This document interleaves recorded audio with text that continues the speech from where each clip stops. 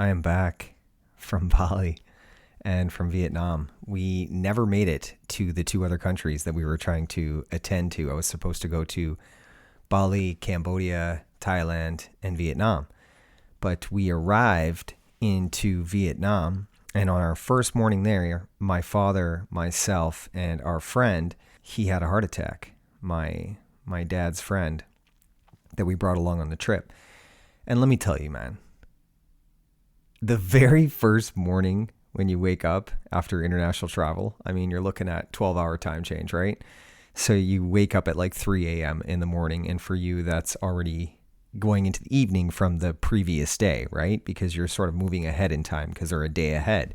So you are completely messed up for the first 2 to 3 days for sure. But the first morning, you're definitely messed up. So him and I woke up at 3 a.m. and he was having a beer and he was having a smoke, and we just sat up. We watched the sun come up, and around 6 o'clock in the morning, he started to have chest pains. And, for me, I immediately was like, yeah, okay, whatever, man. We're traveling. Like, of course, you're going to have some things going on. So, it could be whatever. It's probably just the time change. So it continued on for about half an hour. And then I started to Google. I was like, all right, like, what's going on here? And one of the things that came up when I was Googling chest pains was acid reflux. So I had mentioned that to him. I was like, man, it's probably just acid reflux, because there was no way I was going to think that this man was going to have a heart attack on the first morning there. So I started to walk to get some meds, which was, we're in let me paint this picture for you here. We're in a small town in Vietnam. We're in a place called Ha Giang, and we went to Ha Giang first because the first thing we were going to do was do a 7-day motorcycle tour. Now, Vietnam is a place that I've been to before in my life, and it is one of the most magical places on the planet. It's so beautiful there. The people are so kind. The prices are so reasonable. If you're bringing dollars to this country, you're going to have a wonderful time with very little. But yeah, it's definitely a place that I love. And the Ha Giang Loop, they call it, is a tour you can take with a motorcycle. So I did it last year, and I went to do it again this year with my father and his friend. This was the whole thing. The whole trip was centered around this one thing. And that's how we were going to start the whole trip. So we're in this tiny little town, that thankfully had a hospital. And I started to walk to get some pharmaceuticals for him, thinking about the acid reflux. And I started walking there, and I was like, man, it's kind of far. I better go back, I better go back and get a little moto or something and then take the bike there. And when I got back, there was serious issues happening. There was some, his right arm was starting to tingle. So we knew we were in trouble, and no one speaks English. So not no one, but very few people. And the place that we were staying at, there was no one home. The lady that hosts the Airbnb, I know her. So she wasn't there for the weekend, but I had access to get into the house. So here we are, we're in her house on the first morning, and our friend is having a heart attack, and no one's there. And we're like, holy shit. But by the grace of something more, the neighbor came over, and he was kind of seeing that, my dad was like checking around, and he called the homeowner, my friend who owns the Airbnb, because I was still on my way back from getting the pharmaceuticals at this point. And she had spoke to my father and said, what's going on? And he said, we need to go to the hospital right now. And thankfully, the neighbor grabbed the keys for her car, and he got us in the car, all three of us. Well, I walked back when all this was happening, and I was like, holy shit, like, this is big. Like, what's going on here? And my dad says, like, we're going to the hospital right now. I was like, holy shit, like, I'm in the front seat of the car. Like, is this happening right now? Like, are you kidding me? On the first day, the man's going to have a heart attack? Like, there's so many things running through my mind at this point. Like, like, here we are on our way to this hospital in this little town in Vietnam, and the man's having a heart attack. So we get there. The guy gets us to the hospital. Right away, we walk in. They see his color. They sit him down. There was a bunch of people in the waiting room, too. I felt so bad.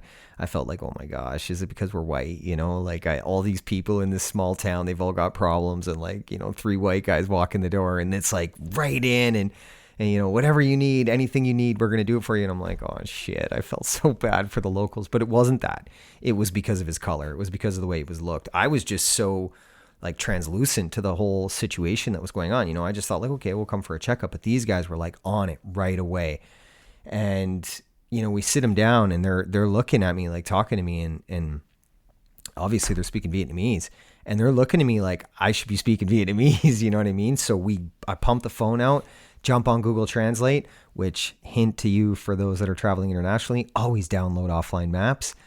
This time I actually bought a SIM card in the country that I went to. I don't usually do that because I don't advocate for using your phone when you're on holidays. But I had my dad and his buddy there, so I wanted to make everything easy for them. So I did that, which I'm very grateful for, because that phone and that little SIM card for that country came in very handy. But yeah, we were in the waiting room, or in the screening room, I should say. Tiny little room, like old school little hospital. And they say to me, like, through Google Translate, like, he's having a heart attack, he's going into cardiac arrest, do you have insurance? And we're like, well, yeah, shit, yeah, we got insurance. And they're like, we need to speak to the insurance company. All this is done through Google Translate. So we try and get a hold of them. And you can expect how that went. You pay for insurance on a holiday, and lo and behold, the insurance company has a policy that you have to check off for global communications. They sold us the insurance policy knowing we were going to Vietnam, but they never once told us about a global communication box check. That's all it was. All you had to do was check the box, which would allow hospitals in other countries to communicate directly with them so they would pay the bill. So what that means is we're paying and they don't give a shit. And when you get home, we'll work it out if the policy covers you. And now we're like, what? Like, the insurance company is not backing us. He's having a heart attack. They're not going to perform surgery or do anything until we have some sort of policy in place between us, the hospital, and the insurance company. So my buddy's laying on the stretcher, and I mean, he's in bad shape. Like, that is something I'll never forget, Geez, man, heart attack's a real thing, take care of yourself out there. Like, life is short, right? But seeing him in that state, he's a bigger guy, biker kind of guy, like tough exterior, went through a lot when he was younger, but nice man, very, very nice man.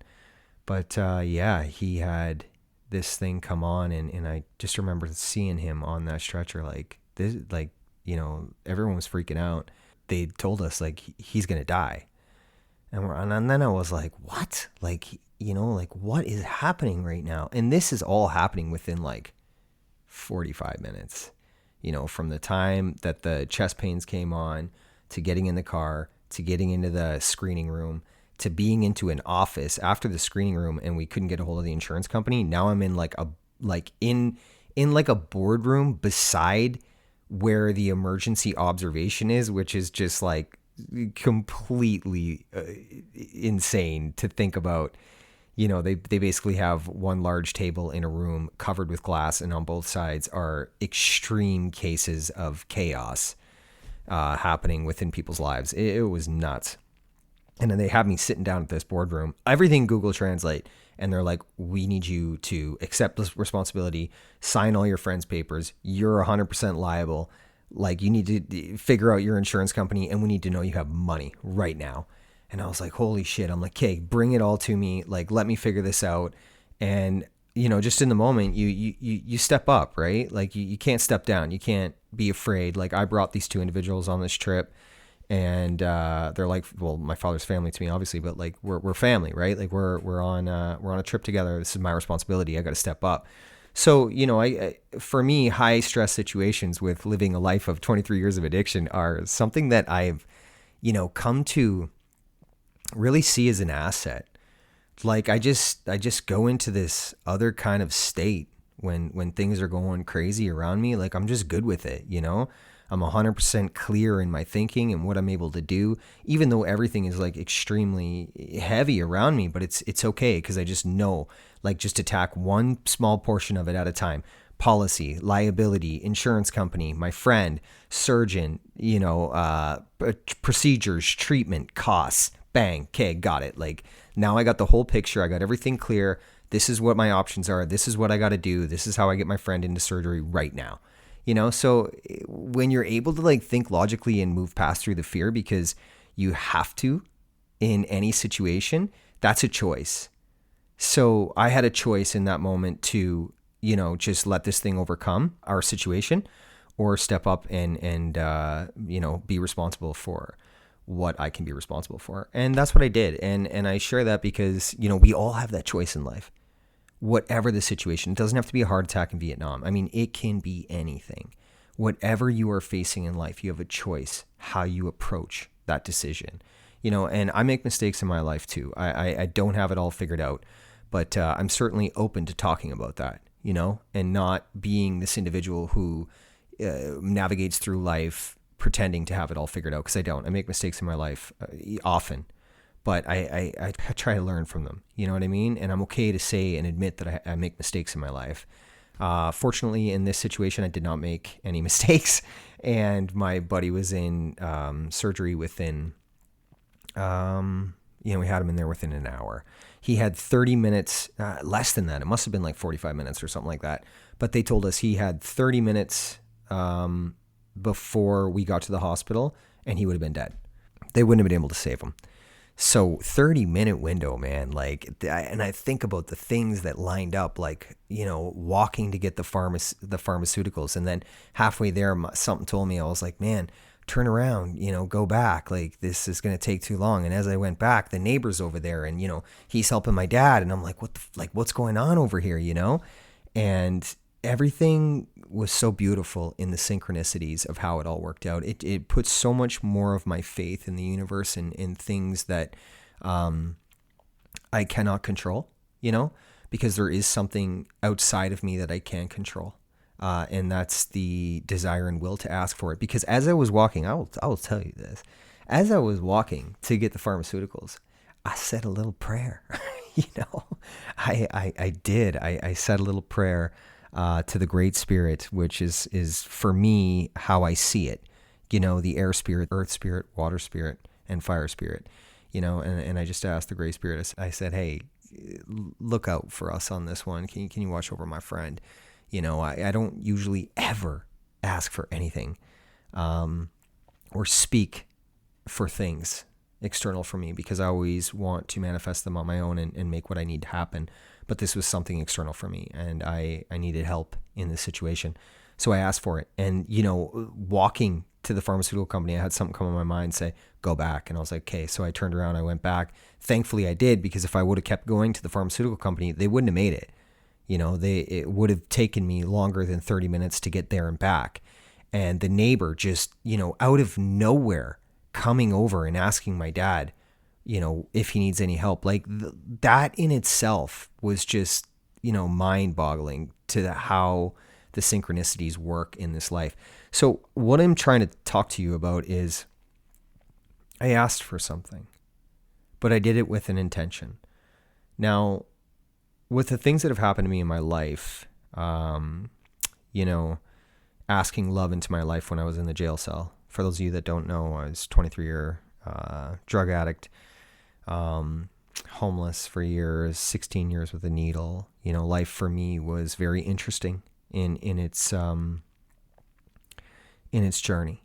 It was extremely difficult, but I was in a jail cell 3.5 years ago, and I was reading a book, and the book was speaking about another man's life, and he had asked love into his life, and I did the same thing, and overnight I became a different person, just by speaking words with intention behind them.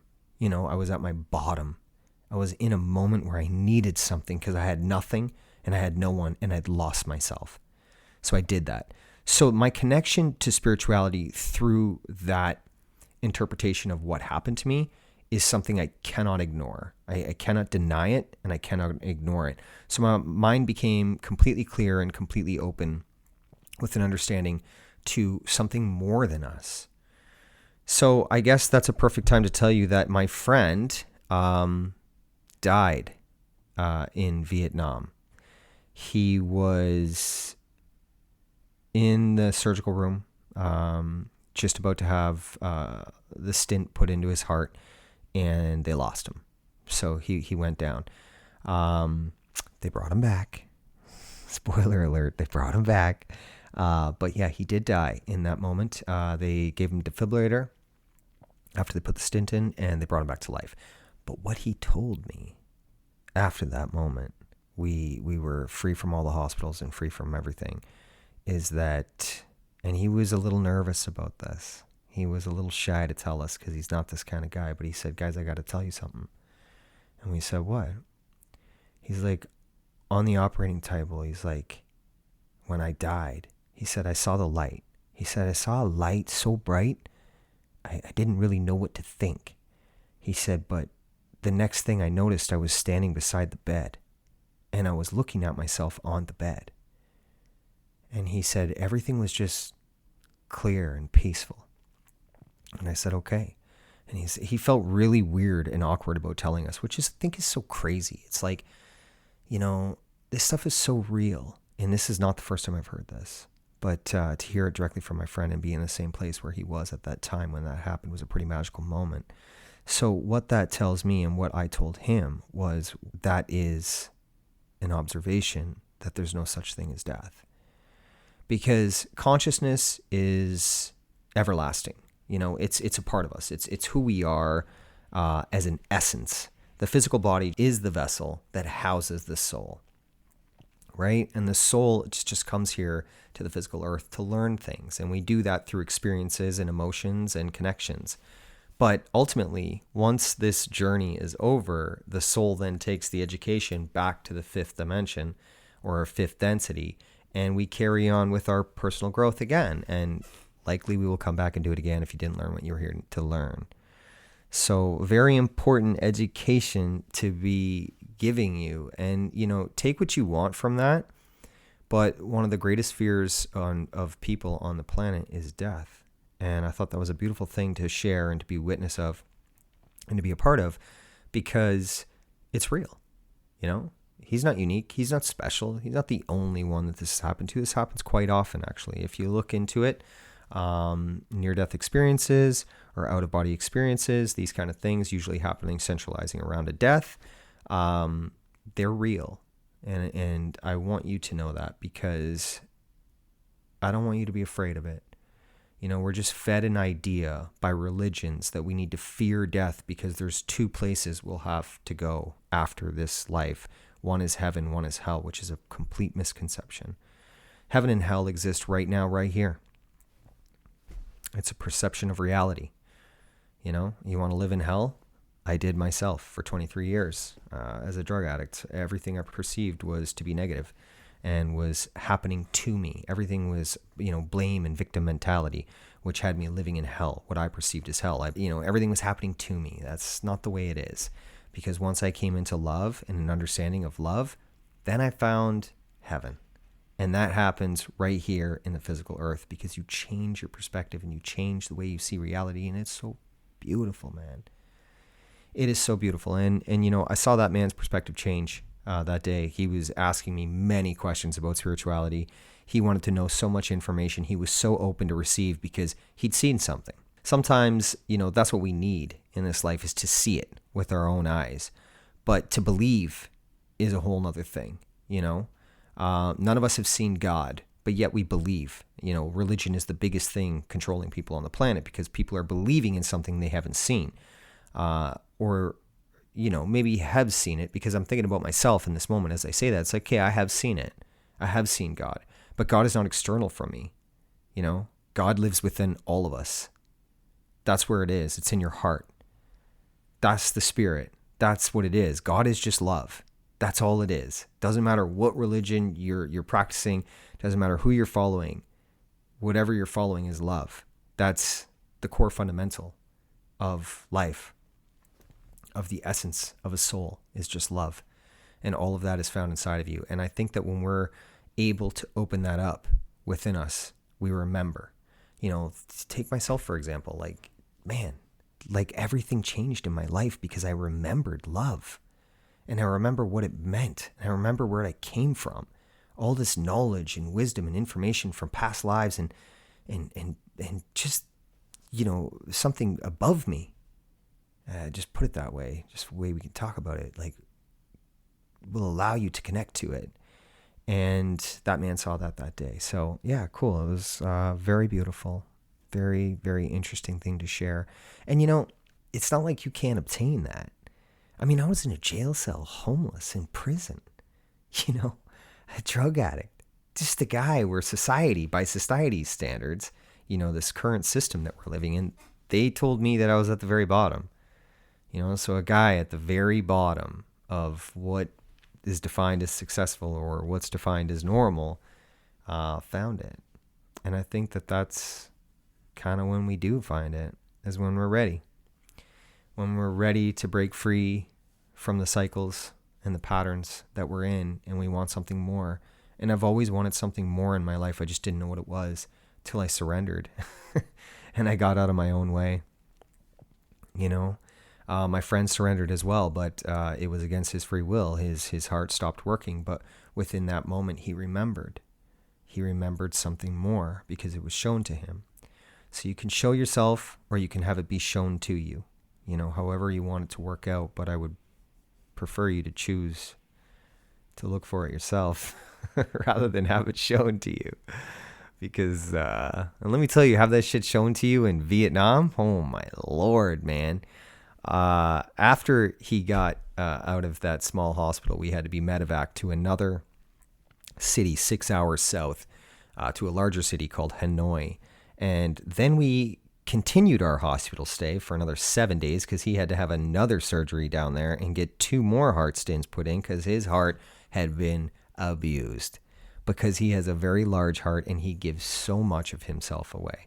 Now, eating habits, sleep patterns, behaviors that he carries within his life, I'm sure they were detrimental to his heart as well. But the man's got a large heart, and he gives so much of himself away to other people. But he also stores an immense amount of stress and emotions that he doesn't communicate about. And we talked about this.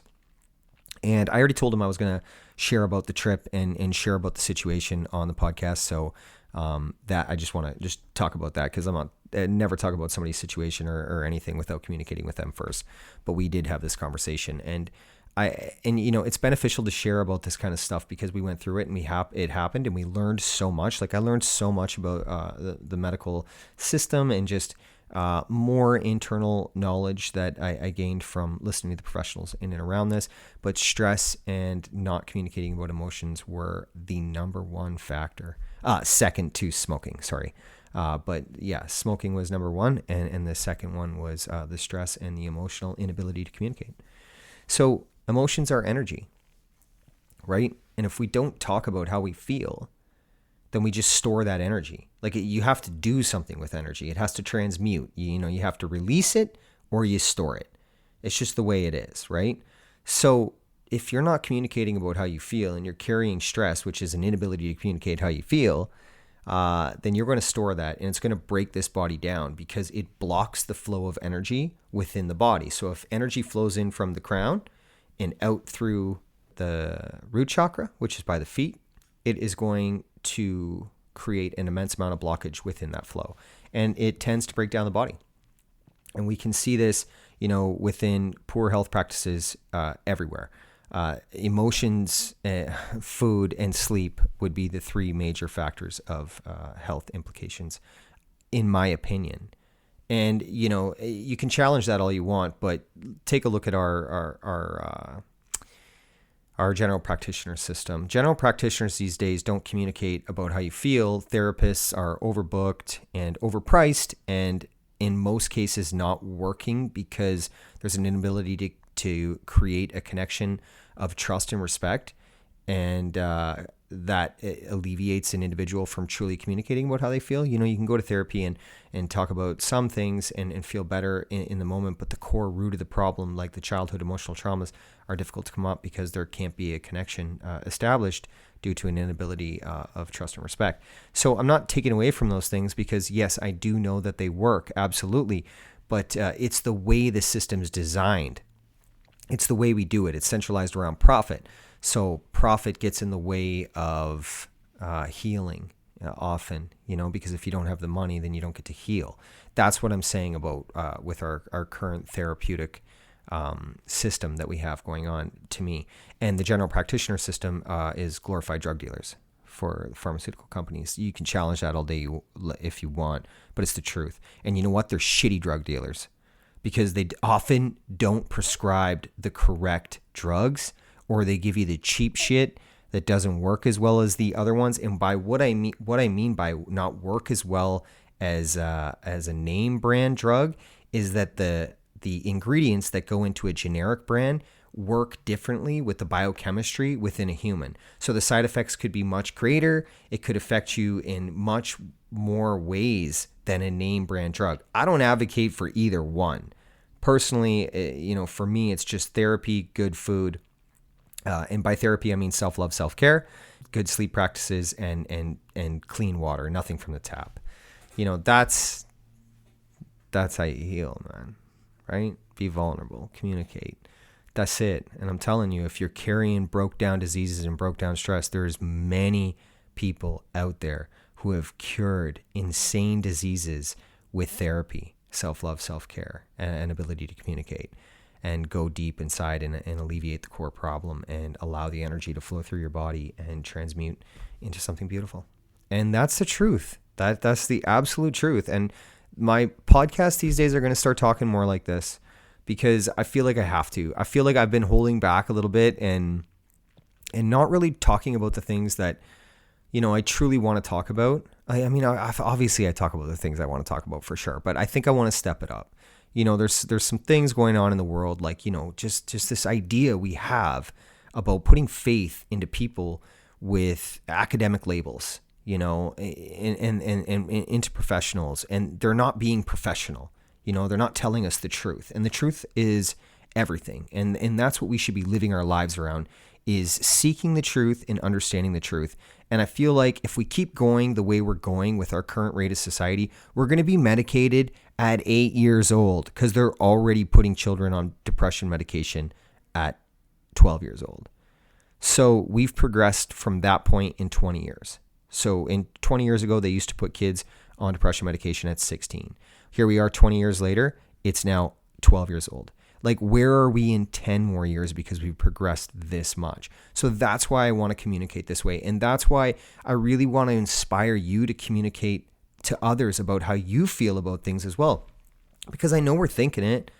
And if we're not thinking about it, take a look at what takes your time and energy in your life. Where are you putting your attention? Because these things are so important. Because mind, body, soul, if you don't have one of these three things, the other two break down. So it's just about self-love and self-care. That's everything. Because if we're to love another individual, then we have to love ourselves first. If we're to care for another individual, we have to learn how to care for ourselves first. And that's a requirement. And that's a fact. And we're so often giving so much of ourselves away to everyone else that we forget to take time for ourselves. And you know what? Myself included. I can admit that. I do that. I do that in my life. And I have to take a step back. And I have to understand that I need to be building up the love and light and the energy within myself so I can distribute that and still have enough balance and stability within my own life to care for myself. And you know what? This journey for me is new. I spent 23 years destroying myself. And now I'm in this position with all this knowledge and all this, it's just this drive of purpose within my mind. It's insane. It's like somebody turned me on, or somehow my purpose just was discovered, and it was like, hey, this is what you do now. You're going to go, you're going to talk to the people, you're going to inspire them, you're going to remind them of their power, you're going to remind them of love, and you're going to remind them of community, and you're going to remind them what they can do in this life. And it doesn't end in my mind and in my heart and in my soul. It's amazing. It is so amazing, but it's been a lot, just because, you're shit. Sometimes there's no teachers. You think about school. It's like, man, school will make you an employee. Holy shit, school totally tricked me. Not that I gave it too much attention. I did well in it, don't get me wrong, but I didn't give it too much attention. But geez, man, that totally tricked me. They just wanted me to make money and be a cog in a wheel for a machine that just generates profit for itself. Where was somebody telling me how powerful I was and reminding me of the ability to connect with my brothers and sisters through this force of energy called love. And it's so powerful. Like, where was someone telling me that? Like, why was no one telling me that, you know? And I know why no one was telling me that. It's because the education system is controlled by the government, and the government doesn't want us to know how powerful we are. And that's the truth. That's the absolute truth. We're living in a world that is inspired by fear. And it's manipulated into everything. Films, television, radio, newspapers, social media, fear, fear, fear, fear. Everything is bad with the world, and humans against humans, humans against humans. It's like it's all we promote. But you know what? There's humans that are out here for love. And there's been many humans before that have only been for love. It's just where we put our attention and where we put our time. And I realize that we are manipulated into an education system where you got to go to school. I get it. Like, somebody's got to watch the kids while the parents are at work for 12 hours. I mean, that's the way it is these days, right? Like, you're free to work all day and most of your night. So we better have a babysitter for the kids. And you know what? We're going to need new workers. So we better, indoctrinate these children into knowing that they're never going to be able to afford anything. So they better get a job that's going to cover everything, because you're going to be bound to debt for the rest of your life. That's what I learned in school at a very young age. And I was like, what a waste of time this is. I'm serious. I'm not kidding. I caught on to that real quick. I enjoyed teachers. That were cool, that like didn't come to school with some authoritarian, some emotional trauma from their childhood. I had some really cool ones, which is why I did really well in school. I was also very personable, and even though I was a drug addict, I wasn't shy about like just being myself, right? Like I was always myself, even as a drug addict, kind of, you know what I mean? I just always had a personality. So I did well with the connection within that, and I thought it was cool that people were giving their lives to spend time with some kids that they don't know, and put up with a whole bunch of shit with like 30 kids in a classroom. Man, I can't even imagine the teachers these days. Oh, with social media and the way kids are today, they're just so young, but like they act so much older. And I mean, people said that when we were kids, but shit, man, these days, man, kids be cussing things out like real young, like real young. And they just be telling people how they feel because they don't give a shit and they don't want to be there. And I think it's because this social media allows you access to things you just shouldn't have access to at a young age, or at least have some guidance and education around what you're viewing, But more often than not, kids these days, they got cell phones when they're 8 years old, and there's no supervision with that because it's, normal. Yeah. Kids crying, give him a cell phone. What's he watching? I don't know. Oh, he's watching some YouTube child show or whatever that's completely programming him to attach to distracting from how he feels through avenues external from him. Rather than communicating, we just chuck devices in kids' hands these days, and we expect the device to take care of it. And you know what? The device will take care of it. It will take care of the problem. But you know what? It's going to instill an immense amount of problem in those children for the rest of their lives. It's an addiction. It is. And it causes lack of self-confidence, lack of self-esteem, because there's no one to talk to, right? And then there is social issues as well. As humans, we're tribal, man. Like, we're here to communicate. We're here to connect. And connecting seems to be so foreign these days. And why is that? It's because we're always plugged in. We're always glued to the phone. And something I wanted to talk about on this episode was the phone, because it's so much, man. It breaks my heart. Like, it breaks my heart to see how much we're plugged in all the time.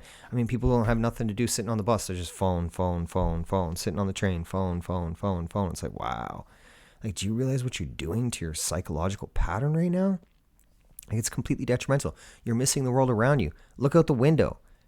Smile at somebody sitting next to you. Say hello to someone. Tell someone they got nice shoes. I don't know. Make something up for whatever reason, just to connect and to teach yourself how to do that. But most people are afraid to even take that chance because They've taught themselves so many poor practices within psychological patterns of distracting from even communicating with other people, which is why we have such a large amount of social communication issues and within young people, but not just within young people, it's within 30, 40-year-olds as well, because my generation was the one just entering into the whole social media world. So, half fell deep in, half are still half in, half out kind of thing, Yeah, so take what holds you back and teach to those around you. You don't have to have kids to do that. You can talk about how you feel to anyone.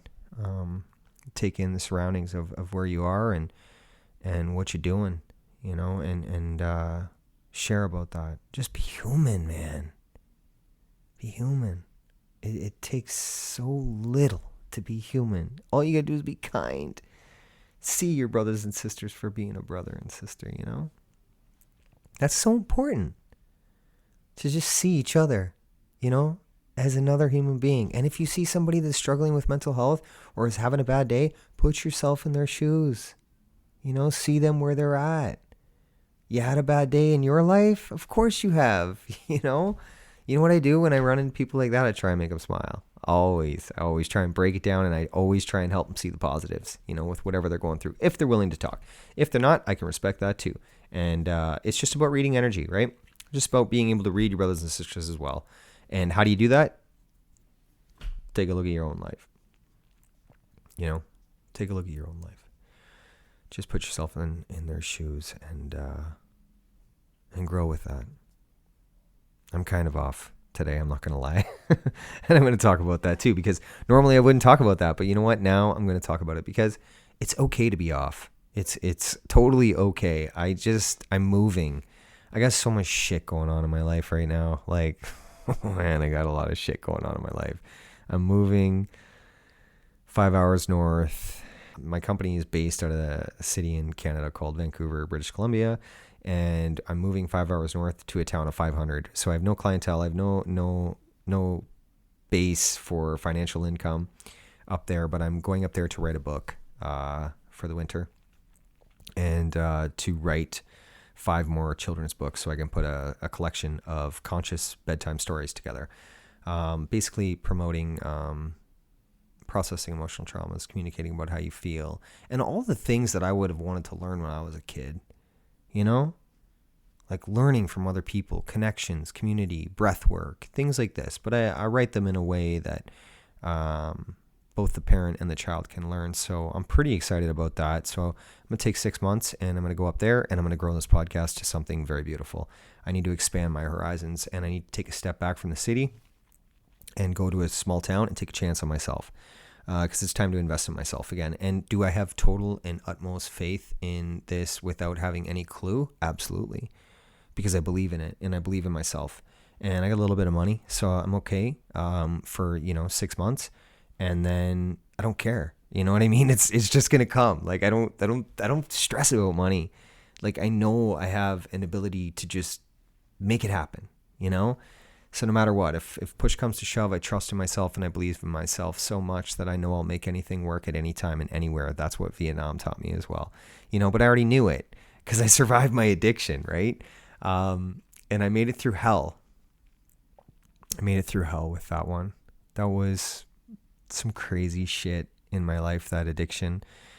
Just because of the situations and circumstances that you put yourself in, and it just teaches you how much you can persevere. Like I can take a lot. Like I can go through a lot in my life. And you know what? No matter what situation I was in, didn't matter what it was, what I was facing. If I had to walk in the winter in Toronto, which means like minus 25, minus 30 in my shoes and in a hoodie, and I had to get 45 minutes to get somewhere, I did it. And I never let myself stop. I never stopped putting one foot in front of the other, even though I felt like I was going to die. It didn't matter. Never mind that I was withdrawing from heroin. Throw that in there as well. But that was probably the driving force that kept one foot in front of the other. But I did it. No matter what I did it. And I'm here and I'm going to do this too. I'm going to turn my life into something beautiful. And I feel like I have, well, I know I have. But I feel like there's more, and I always want more. And I don't want more materialism. Like, that's the last thing. I want more love. I want more community, and I want more connection, and I got to build it, and I got to think outside the box, and I got to put more energy into myself in creating this new business, which can ultimately help other people. That's everything that I accumulate will just go back to the people of the world in other parts of the world that aren't as fortunate as we are to make money. So that's my motive. You know what I mean? I don't, popularity and this kind of thing aren't really for me. It doesn't matter. I just want to talk about how I feel and inspire to others to do the same, and grow a community of like-minded individuals so we can stop doing this shit. So we can end this cycle of pharmaceutical drugs and going to jobs every day that only teach us one little aspect, because we are so much more, man. The human mind has a capability to obtain and retain knowledge that's just incredible. It's just that we've been programmed to do something different, and we've been told that we're only as good as that job, or we're only as good as a limited belief. And my whole objective is to remind you to believe in yourself and believe in heights that are beyond achievable, because they are. And my life's a wonderful example of that. So I'm very grateful for my life, and I'm very grateful for everything that has happened in it. And I'm very grateful to be here today and doing this. And I'm grateful for you for listening. I mean, if you're listening to this, I love you for that. Like, it means so much to me to have other people listen to the story. But I'm going to step this up. I've been saying I was going to step it up for months, but there's just been things in my life that haven't been aligning, and I can admit that, and some things are working out to align. So lots of changes happening, and I just wanted to get on here and talk a little bit about what happened, where I'm at, and just life, you know what I'm saying? But I really appreciate you so much. And I want you to appreciate yourself. It's okay to do that. It's okay to look at the positives that you've achieved in your life. I've had many negatives in my life, but I choose to see the positives these days. And even when something negative happens or I learn a difficult lesson, you know what? I always find the education within it, or I always look for the positivity, because that's my role. That's what I can do. That's something that I can control. So I don't allow other external sources for me to dictate how I think and how I feel. I choose that on my own by removing those external sources from my life, whether it's people, whether it's media outlets, whether it's television, whether it's, whatever, a job, or, a city, for example. The city's not working for me. I'm moving. It is what it is, right? We got to do these things in our life if we want personal growth and we want to grow. And I want to use my life as an example so that I can inspire many people to do this on their own. I just need to get better at the delivery and better at the distribution, which I'm going to do for sure. So much love. My social media is the YouTube, Instagram, Facebook, and TikTok is at Real Talk for an Unreal World. My Twitter is Real Talk, the number 4 Unreal. And my Gmail is realtalkforanunrealworld@gmail.com. I've been asked to speak at a conference again, Niagara Falls, on Thursday and Friday. So we'll be speaking to some professionals about mental health and addiction within government programs, and I'm pretty happy about that. So we're making moves, making moves in this life. Which next step is the schools for sure. So much love. Love you guys. Have a wonderful day. Enjoy your life. Enjoy your family. Enjoy your friends.